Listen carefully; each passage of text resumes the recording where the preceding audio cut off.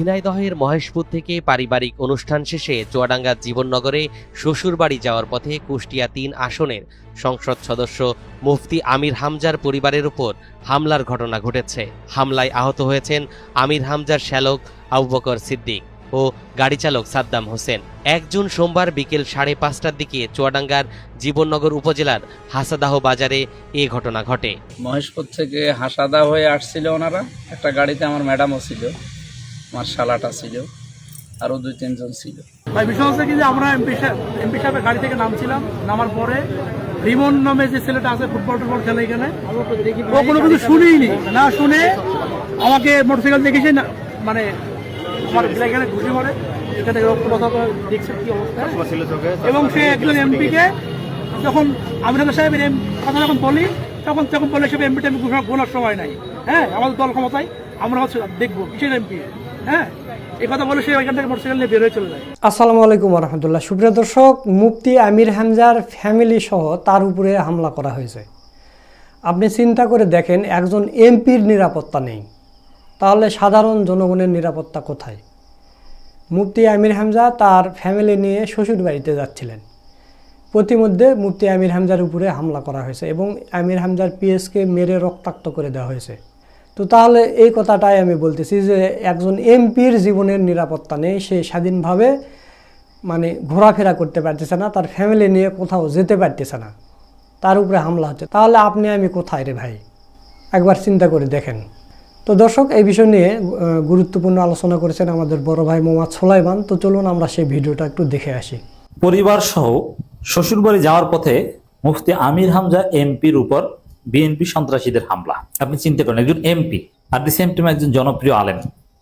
আমির হামজার পরিচয় এমপি কিংবা জামাত এমপি তার চাইতেও বড় পরিচয়, তিনি একজন জনপ্রিয় আলেম বক্তা। আমির হামজা যতটা না জামাত নেতা হিসেবে পরিচিত, জামাত নেতা হিসেবে পরিচিতি তো পেয়েছেন সেদিন, এমপি হয়েছেন তো শুক্র ৮ দিন, কিন্তু আমির হামজার পরিচিত এদেশের একজন জনপ্রিয় আলেম এবং একজন জনপ্রিয় বক্তা আলেম, সোশ্যাল ইনফ্লুয়েন্সার হওয়ার কারণেই তো হাসিনা আমির হামজাকে গ্রেপ্তার করেছিল এবং ভয়ানক জুলুম নির্যাতন করেছে।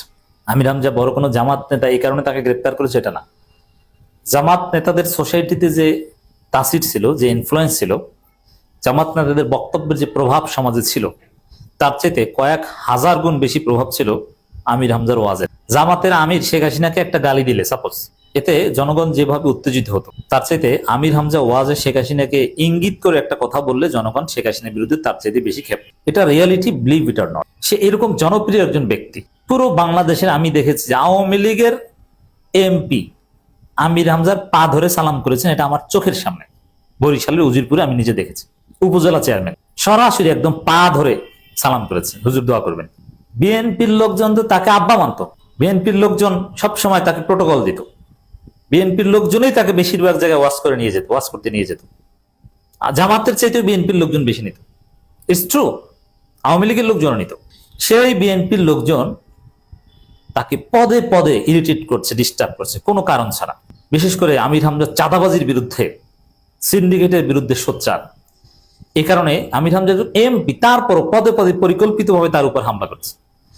তিনি কোনো শিক্ষা প্রতিষ্ঠানে অতিথি হয়ে গেলে সেখানেও ছাত্রদল তাকে ডিস্টার্ব করে, শ্বশুর বাড়ি বেড়াতে গেলে সেখানেও তাকে ডিস্টার্ব। আমি দেখলাম তার শ্যালককে মারাত্মকভাবে আহত করা হয়েছে। একজন এমপির নিরাপত্তা এদেশ দিতে পারে না। বিএনপি কেমন সরকার? বিএনপির লোকজনই হামলা করে। বিএনপির হাইকমান্ডের নির্দেশ ছাড়া কি এটা হতে পারে? একজন নির্বাচিত জনপ্রতিনিধি, শুধু নির্বাচিত জনপ্রতিনিধি না, বাংলাদেশে যে কয়েকজন জনপ্রতিনিধি বিপুল ভোটে জয়ী হয়েছেন তাদের মধ্যে আমির হামজা একজন।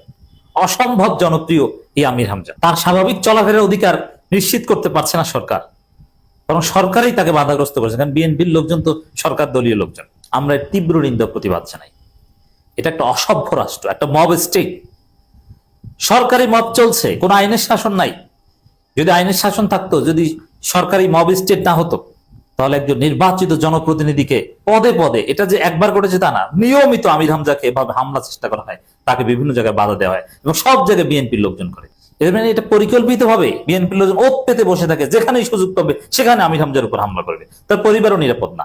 একজন এমপির পরিবার যদি নিরাপদ না হয়, একজন এমপি যদি স্বাভাবিকভাবে, শুধু স্বাভাবিক এমপি না, তিনি একজন অস্বাভাবিক এমপি, এরকম একজন অস্বাভাবিক অসম্ভব জনপ্রিয় একজন এমপি, একজন বক্তা, সোশ্যাল ইনফ্লুয়েন্সার, সর্বজন শ্রদ্ধেয় ব্যক্তি, বিএনপি একসময় যাকে পীর মানত, সেরকম একজন ব্যক্তি যদি নিরাপদে চলাফেরা করতে না পারে, তাহলে আমি আপনি সাধারণ মানুষ যারা আমরা এমপি না, যাদের রাষ্ট্রীয় প্রোটোকল পাই না, তাদের অবস্থাটা কি? তাদের তো কোনো নিরাপত্তাই নেই দেশে। ধিক্কার জানাই বিএনপি সরকারের বিরুদ্ধে, এর জন্য দায়ী সরকার।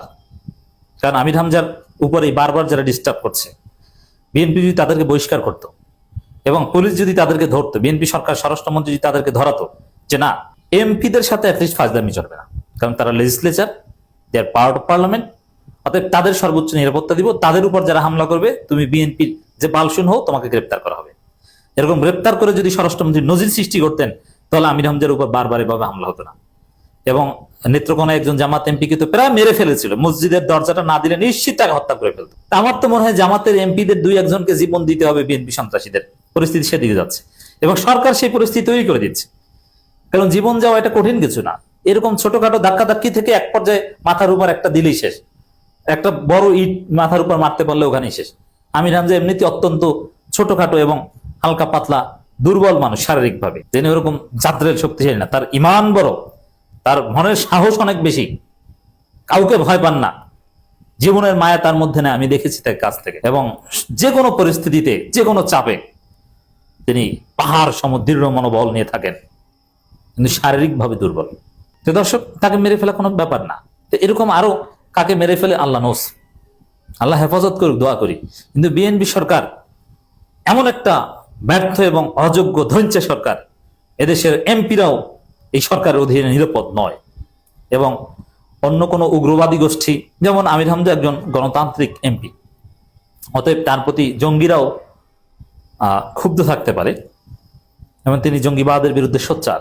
এক্সট্রিমিজম, মানহাজি, খারিজি এদের বিরুদ্ধে, বা আহলে হাদিসের মধ্যে যারা জঙ্গি এদের বিরুদ্ধে আমির হামজা অত্যন্ত সোচ্চার, তো তাদেরও টার্গেট থাকতে পারে।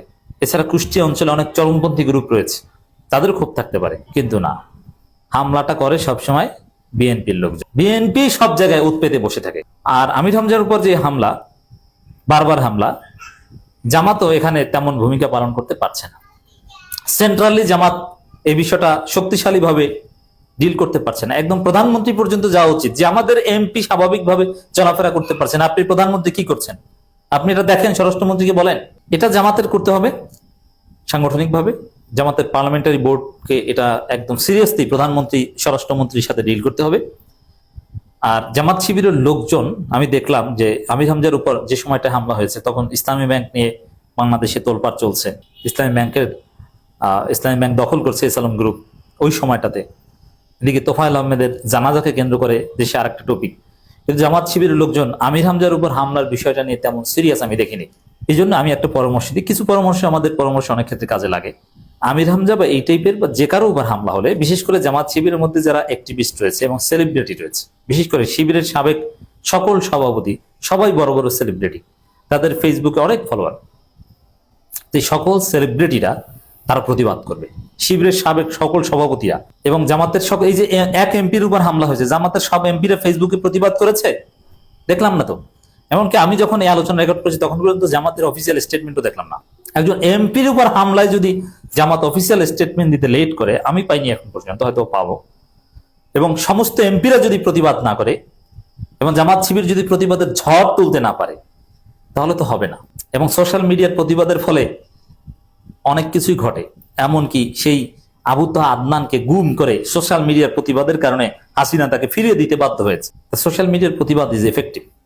জামাত শিবিরকে জেগে উঠতে হবে আমির হামজাকে রক্ষা করতে, আমির হামজার উপর হামলার প্রতিবাদে, এবং কুষ্টিয়া জামাতকে অ্যাকশন নিতে হবে, কোনো ছাড় দেওয়া যাবে না। সুপ্রিয় দর্শক, আপনারা সুলাইমান ভাইয়ের ভিডিও সহ পুরো ভিডিওটা দেখলেন। তো আজকের এই ভিডিও সম্পর্কে আপনাদের মতামত কি তা অবশ্যই কমেন্ট করে জানিয়ে দেবেন। সকলকে ধন্যবাদ। আসসালামু আলাইকুম ওয়া রাহমাতুল্লাহ।